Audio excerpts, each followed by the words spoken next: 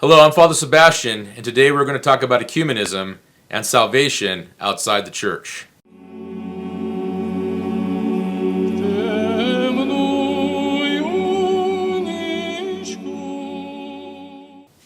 the name of the Father, and of the Son, and of the Holy Spirit.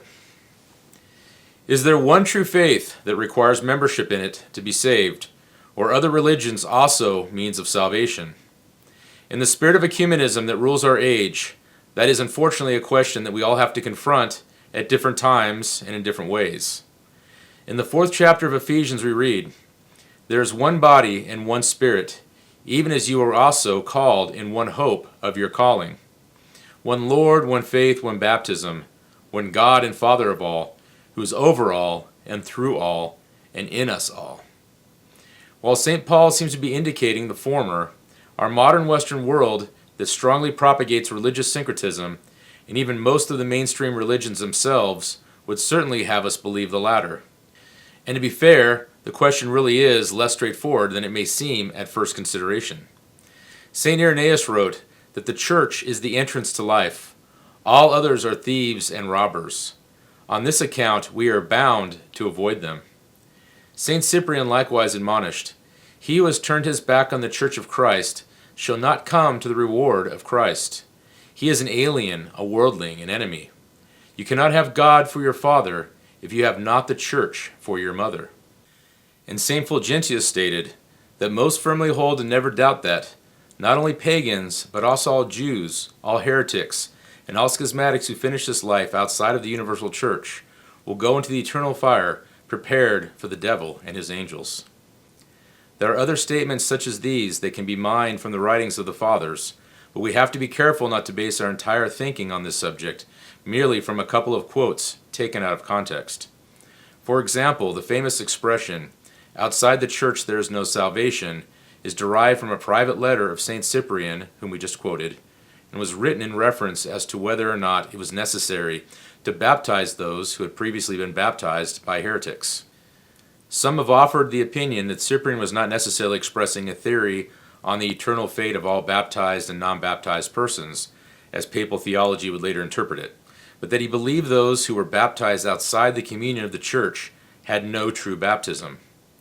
And though many bishops disagreed with him, he never broke communion with them or the church, but even went on to concede when he wrote, "But some will say, what then will become of those who in times past, coming to the church from heresy, were admitted without baptism?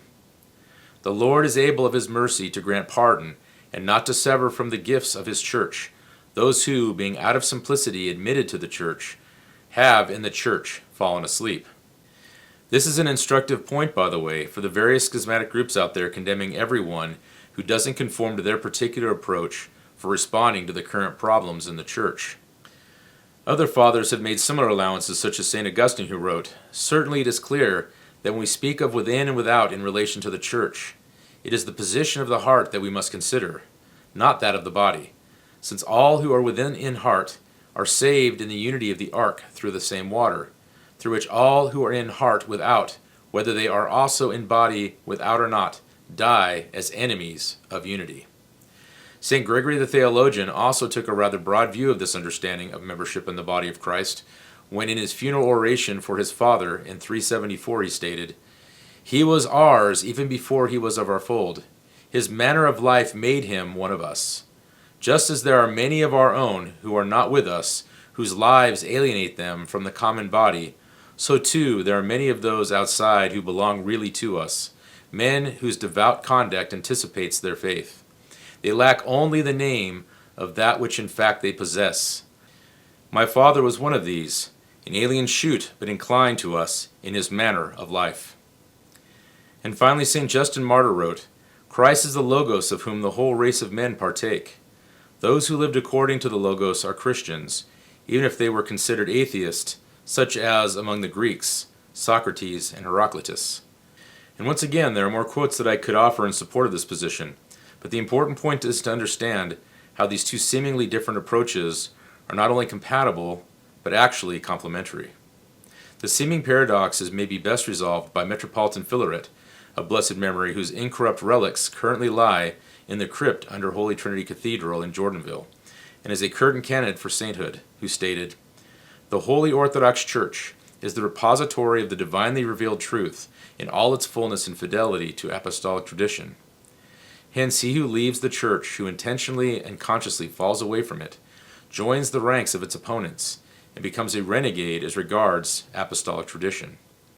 The Church dreadfully anathematizes such renegades in accordance with the words of the Savior himself in Matthew 18:17, and of the Apostle Paul in Galatians 1:8-9, threatening them with eternal damnation and calling them to return to the Orthodox fold.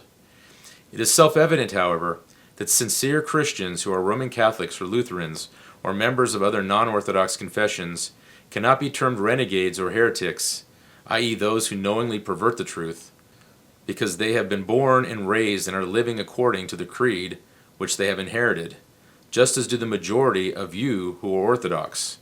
In their lives there has not been a moment of personal and conscious renunciation of orthodoxy. The Lord, who will have all men to be saved, and who enlightens every man born into the world, undoubtedly is leading them also towards salvation in his own way.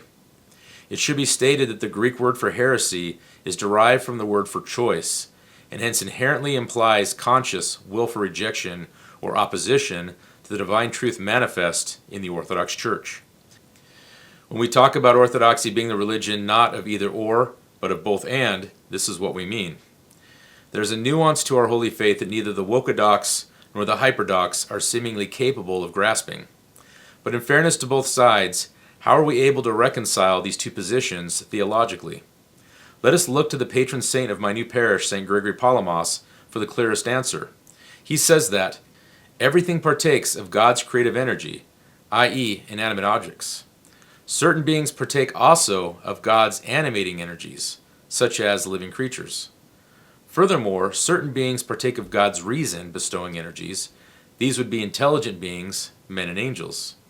And finally, only those among the angels who kept their rank, and those among men who returned to the supernatural dignity given from above to the intelligent beings, partake also of God's deifying energy and grace, which are of course the holy angels and saints.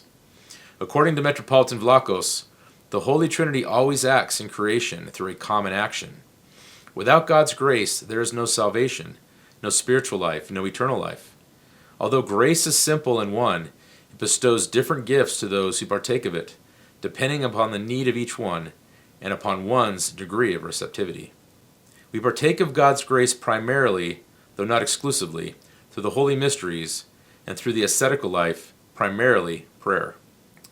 So while it should be clear now that our Holy Orthodox Church is the one true faith of which we all must be a part of in order to be saved, it is likewise the case that there is some degree of openness regarding what constitutes actual membership within it. But what does this all mean for our approach to those of other religions, as well as the position we should adopt regarding these religions themselves? At this point, we must be completely straightforward. There can be no admixturing of truth with error. Who among you, dear viewers, would be all right with drinking even the finest of wines if you knew that it was laced with even a small amount of pesticides? Would you still drink it? Like the small amount of pesticides that will kill your body, if not immediately, at least over time without you even realizing it, so will the arch heresy of Ecumenism kill one's soul, if not healed of this mental and spiritual disease. Why is Ecumenism so dangerous, you ask? Because it not only challenges some particular core truth of our faith, but really undermines the whole foundation of truth itself. In essentially attributing equal validity to every disparate faith, Ecumenism effectively destroys the validity of all of them. For if they all teach different things, but none of them can be designated as actually true, then by implication, they must all be false. And unlike what we talked about earlier regarding two truths that appear on the surface to be in opposition, but are in actuality distinguishable from another by virtue of the fact that they address different elements of the same reality, there are also some truths that are simply black and white, and must be accepted as such without deviation or embellishment. Ecumenism, properly understood as the willful denial of some dogmatically held truth of our faith, in order to make it amenable and inoffensive to others, is always a serious sin. This does not mean that we can never have religious discussions with those who hold to beliefs at odds with our own, but it does mean that we must always acknowledge and defend the truth of our faith to them in the most charitable manner possible. And if for any reason we are unable to pursue such dialogues in this way, then we really shouldn't even involve ourselves in these sorts of discussions. There's just too much potential for harm to come to us or them. So what have the modern saints and elders had to say on the evils and dangers of ecumenism? St. Paisios of Mount Athos said, "The devil spread 3 tentacles to capture the whole world.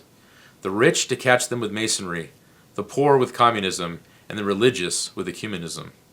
Metropolitan Seraphim of Cathera has stated that, "For 19 centuries, the one holy Catholic and Apostolic Church has refused to name various heretical Christian communities as Christian churches.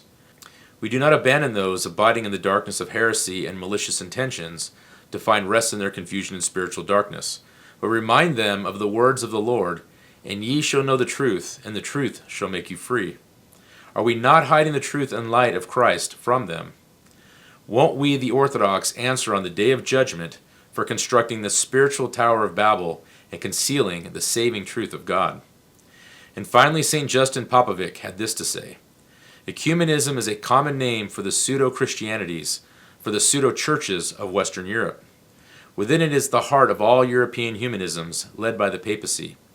All these pseudo-Christianities, all these pseudo-churches are nothing more than one heresy next to the other. Their common name is pan-heresy. May we always remain close in prayer to Christ, the Theotokos, and the saints, ever reaching out to them in prayer for discernment, as well as always seeking guidance from our spiritual Father, that we may avoid the many and subtle traps laid for us by the enemy. For those of you watching who have been graced to have already made it into the one true holy Catholic and Apostolic Church, may we daily thank God that we've been granted the most important gift of all, that of our holy faith. For those who are still seeking, sincerely humble yourselves before Almighty God, empty yourself of your self-will, repent of your sins before Him, and beg Him for guidance and the strength to properly discern and follow His divine will. And may all of us, at whatever stage of growth and enlightenment we may currently be at, always live in such a manner as gives honor to the many and great blessings we have received from our Savior Jesus Christ, which we have not earned, but have been freely given to us. Amen." If you appreciate this content, please give it a like and subscribe. And if you'd like to support my ministry, please go to unselfhelp.com and sign up for online courses and counseling services. Thank you, and may the Lord bless you.